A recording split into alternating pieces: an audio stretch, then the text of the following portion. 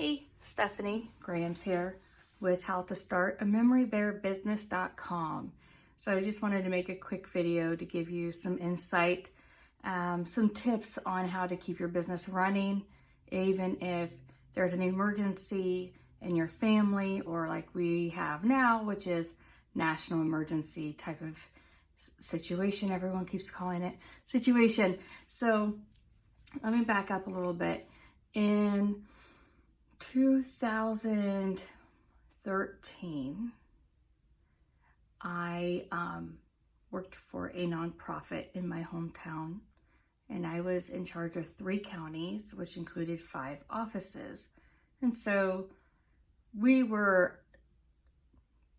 trained, I guess you say, for emergency situations. And one of the things we always made sure of is that each office manager had the login information for the accounts that the organization needed to run smoothly on a daily basis.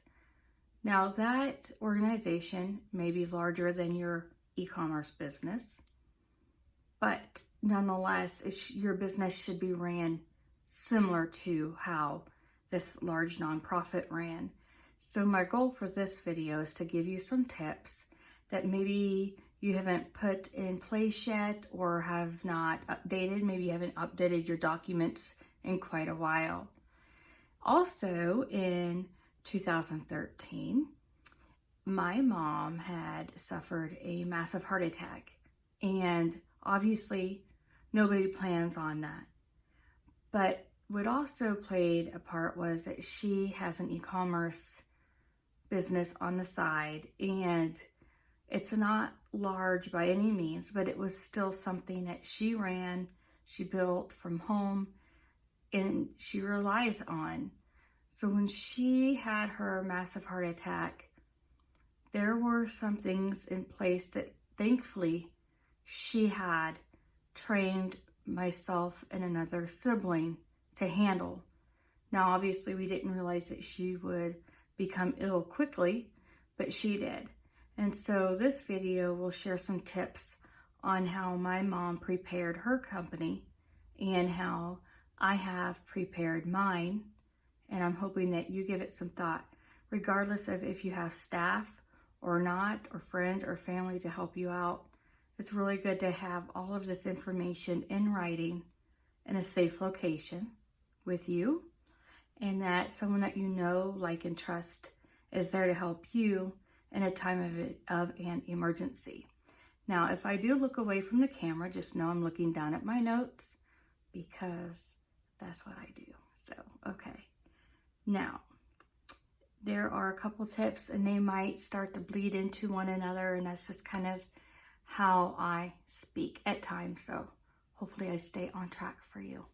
If not, leave a comment below and let me know if I didn't address something, or if you have questions. I would love it. All right. If you have an e-commerce store, this could be any platform. It could be Etsy, Shopify, eBay. Maybe you run it solely through Facebook, or perhaps you have your own WordPress business with a shopping cart. Regardless of the platform, if you are selling items or services online, that's kind of considered e-commerce, right? You would need to write down the website link, the login information along with the password, and the as far as the direct link, don't leave just the generic www. link. A lot of times there's a backslash with the admin credentials followed. Keep that entire website link, type that out on a piece of paper so it's very clear. And remember, yes, you can save this on your company laptop or computer, and also maybe your personal iPad or something, but it's probably a good idea to keep it on your cell phone, and also on like just a regular piece of paper that you've written down or typed out and printed. I think everyone could benefit from having a 3-ring binder, like a business manual. That is something that I train inside my private coaching for sewing businesses. So if that's something you're interested in seeing, comment below and I will share that information with you. Okay, sometimes you have a business owner that has an e-commerce shop like we just discussed, but you also have a separate website or blog that you regularly update. That information needs to be written down also and placed in this binder and everywhere that we just discussed. If you have a newsletter, again, you will want to write down the login information and maybe place some notes on what campaign is to be used, or I hate to say campaign, which list, like if you have segmented lists in your business, which list would be considered the master list, where it reaches every single customer, every contact you have, to let them know about the emergency that your company has ran into. One announcement, I mean, you can even think ahead of time without actually putting a date on the template, and just basically say, if you're reading this newsletter, just know our company ran into an emergency. And you could just keep it kind of generic if you need to, because if somebody other than yourself has to log in to the newsletter, they're going to be able to see right there in front of them that that's the template to use for emergency situations. And that way the thinking's kind of done for you. Social media. Most of us, I'm going to guess that most of us run social media through the dedicated apps on our cell phones and iPads. If that's the case, you still would want to have all of the login information saved in writing. You can save it online also. So I have my information saved in different forms. I have it in a 3-ring binder that I use for my company. It's like my company policy and procedure manual is basically what it is. But I also have it saved on my iPhone. I have it saved on my laptop. I have it saved in the cloud. And I have it saved on my iPad. Now you might say, wow, why do you have it saved so many places? Well, you just don't ever know which, how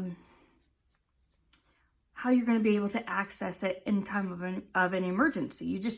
None of us truly know that. So if you have it saved in each location, you're pretty much covered all of your bases. Okay, so we said e-commerce stores, your website or blog, your newsletter login, and social media accounts, all of them.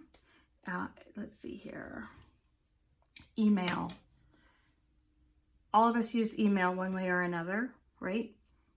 But if you have one that's just dedicated to your company, make sure you leave that information also in your binder. And again, I can't stress this enough. Don't leave this laying out. You don't want anybody just to see this. I mean, only put it where you know you can trust somebody. My stuff is in a locked compartment. There's only like 2 people that know where this is besides myself, and that's how I plan on keeping it. And banking information. You could be talking about PayPal, Venmo, the bank up the street, whatever banking you're used for your company. Again, this is just, I'm just talking in the company realm. I'm not talking about your personal life. Have that information saved as well. Have the protocols and policies typed out, saved in physical form. Like I said, your binder, don't leave it loose paper. That would be terrible. But in your business policy and procedure manual, like I said, mine's a 3-ring binder, and I can add and take away and update without any problems. Let's see. Your protocol. So if something happens to you, say you win a lottery and you go on vacation, right? We'll look at the positive side of things. And you can't be reached by somebody on your team. They should be able to know where your updated, most current business policy and procedure manual is, so they know how they can handle whatever comes into your business. You don't know if there's going to be a problem with an order. You're most likely continuing to get orders, even if you're not there behind the screen to handle them yourself. You might be getting private messages and emails concerning your products and services. You want somebody to be able to intelligently respond in a timely manner to this request of information. I think that you should really maybe just kind of like brainstorm with those in your team and see what else information they may need from you. It's one thing to be the business owner and already have all your processes up here where you just run your business smoothly and you don't even have to think about where to find the information. That's not going to be the case for the other person, even if you've trained them. So it's a good idea, maybe right now, during the next couple of weeks, because I think that a lot of us are going to have quite a bit of downtime. I know in my area, all the schools are closed for 3 weeks. My community is locked down for 3 weeks. And I mean, other than going to my part-time job, we'll be in our house because there's nothing open for us to go and do or anything like that. So one thing that I'm going to do is have my teammates, sorry, I have to fix my foot, have one of my team members tell me how they would run the business. That way I can see if there is any type of learning gaps that we need to fill in. And I want them to ask me questions. So I'm going to type out those questions that they have about running the business or answering questions, and type out their questions, fill in the answer, and then I'm going to put tabs in my binder so they know where to look on that topic. Yes, it's a lot of work, but it's not nearly as much work as if you start to lose your customers because you physically cannot answer the questions or meet the demand of the orders for whatever reason. I know during hurricane season, when we were in Florida, there was quite a bit of, I guess, issues with some of the virtual businesses. So during the time I ran a marketing and publicity business as a virtual assistant, like I said, I did that for 12 plus years. During the hurricane, there were some